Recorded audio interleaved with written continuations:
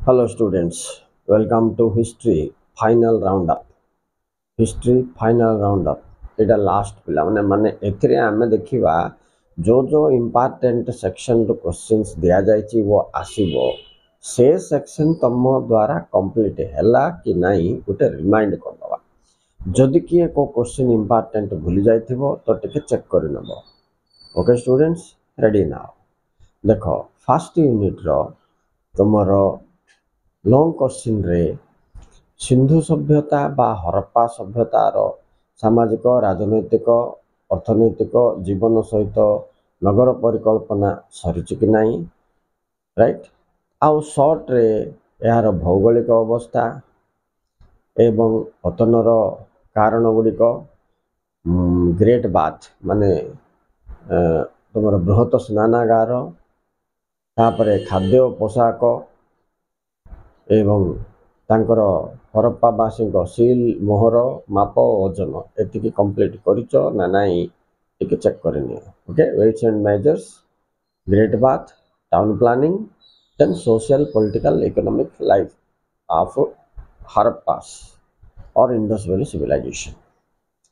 Next chapter को जदि आम जा गौतम बुद्ध महावीर जैनकर लाइफ एंड टीचिंग तो अच्छी पिला माने आई भितर 3 मार्किया क्वेश्चन ग्यारंटी आसो। जदि लंग क्वेश्चन तुम जान बोले एमानकर अल्प किसी जीवन जो बिटसर्ट क्वेश्चन देखि घटनाक्रम को जानी से सब जॉइंट करके लिखिदेव। आई भितर भारत समाज पर बौद्ध धर्म जैन धर्मर प्रभाव किभली थिला 3 मार्क।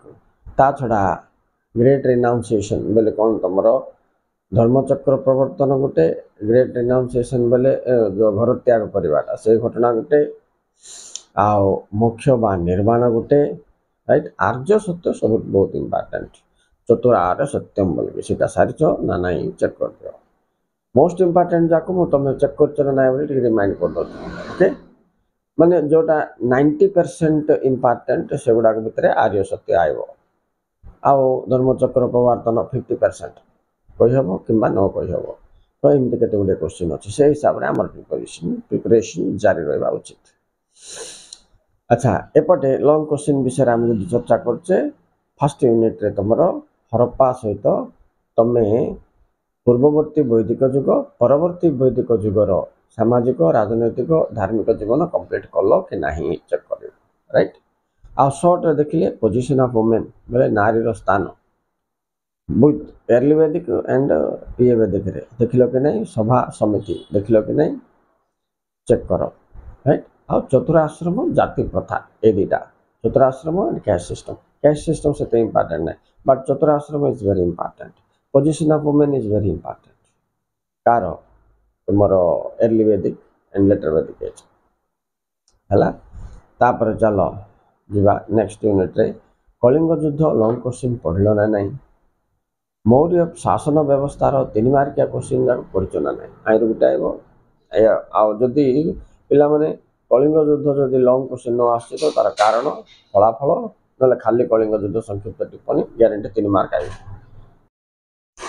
अच्छा, नेक्स्ट लंग क्वेश्चन रे तुमको 1857 विप्लवर कारण फलाफल देखिल ना नहीं, दैट्स वेरी इंपोर्टेंट। 1857 और खुर्दा विप्लव ये दुईटा भर गोटे वर्ष आसबार बेसी चान्स अच्छे। सांताल तो भारी आसिक थर, तथापि सांताल कौन कर जी इनफर्मेसन रख कारण फलाफल को अलग 2-3 मार्क हिसाब से पढ़ देकर पिला लंग क्वेश्चन बाई चान्स आइले लगे लिखिद।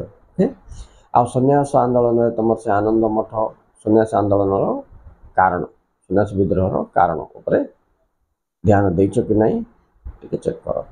एरिया बक्सी जगबंधु भूमिका, तापर तुम आ गोटे किए जय राजगुरु, द्वितीय मुकुंद देव एम विषय किसी इनफर्मेशन अच्छी ना नहीं तुम पाखे देख।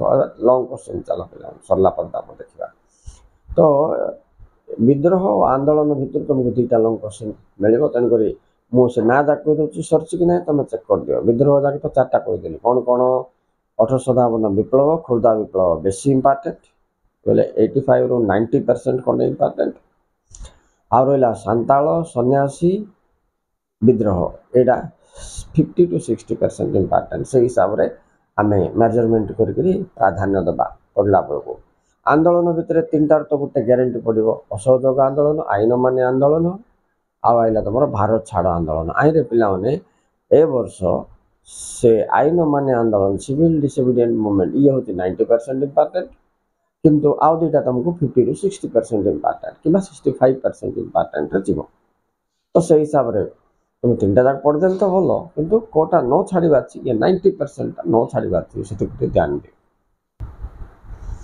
आपटे सुल्तान मोगल गुप्त भितर गुप्त जुग या सुवर्ण जुग कहीं कहुए ना गुप्त जुगर कला स्थापत्य या रिलेटेड करके जोटा अच्छे पे यहाँ 85 ରୁ 90% इम्पोर्टेंट ओके किंतु आपरे सुल्तान आउ मोगल रू गोटे मतलब बहुत कष्ट यहाँ तुम देखो ये जो तीन टा क्वेश्चन डाटा भर्ती अच्छी गुप्त जुग मन रखार तो सहज ना सुल्तान मानकर से व्यवस्था शासन व्यवस्था समाज ना गुड़ी मन रखार कष्ट मोगल मोर सेमती कष्ट तेणुक एरिया तुम बेस सर्ट क्वेश्चन देखी दियो गोटे गुप्त जुग जो हम बोले लंग क्वेश्चन एडजस्टमेंट कर लिखापी बोलिक देख तो ये तीन टार विषय गोटे आसो नेक्स्ट चलो ओडिशा एक स्वतंत्र प्रदेश गठन आईर गोटे सियोर राइट हेले ओडिशा स्वतंत्र प्रदेश गठन तो 100% सियोर बोली भाव किंतु ताइरे जो सी एडजस्ट करदेव मधुसूदन दास भूमिका लास्ट टाइम पढ़ी एवं कृष्णचंद्र गजपति भूमिका पढ़ी पारे तो ये सेट करके लिखार जानते कृष्णचंद्र गजपति किसी विषय तापर ओडिशा स्वतंत्र प्रदेश गठन जो जो अवदान था सेट करके लिखा मात्र क्वेश्चन निश्चित आसो पिला तेणु तुम ओडिशा स्वतंत्र प्रदेश जदि पढ़न राति भितर कंप्लीट कर दिया राइट सब जगह 90% बोली कहली कि 95% बोली कहली से हिसाब से तुमको इम्पोर्टेंस दियो तो ओडिशा स्वतंत्र प्रदेश गठन टाइम भर तुमको बहुत गुड सर्ट क्वेश्चन भी कवर हो पाने उत्कल सभा उत्कल सम्मेलन ओडोनाल्ड कमिटी फिलिप डफ कमिटी बिहार ओडिशा प्रदेश गठन ये सब जगह कवर ओके राइट नेक्स्ट आइला तुमको भारत संविधान प्रणयन सभा ओके एवं आर आभिमुख्य कौन बा संविधान दर्शन कौन भारत संविधान यहाँ गोटे और भारत संविधान वैशिष्ट्य गुड़िक आलोचना कर यहाँ इम्पोर्टेंट क्वेश्चन जे आईरे केते इम्पोर्टेंट बोले 75 ରୁ 80 to 83% इम्पोर्टेंट तो तुम अनुमान कर मुझे क्वेश्चन जाक भितर तुमको हरप्पा वैदिक जुगर पूर्ववर्ती परवर्ती जुग वैदिक जुग ये सब 90% इम्पोर्टेंट तापर गुप्त जुग सुवर्ण जुग 90% ओडिशा एक स्वतंत्र प्रदेश गठन 90% तापर भक्ति आंदोलन यार फलाफल ये भी गोटे देख मुझे नी भक्ति आंदोलन यार कारण फलाफल आसपे गत थर कबीर नानक आसाला तेणु एरिया गोटे ही एक्सपेक्ट करा आसले ये आसो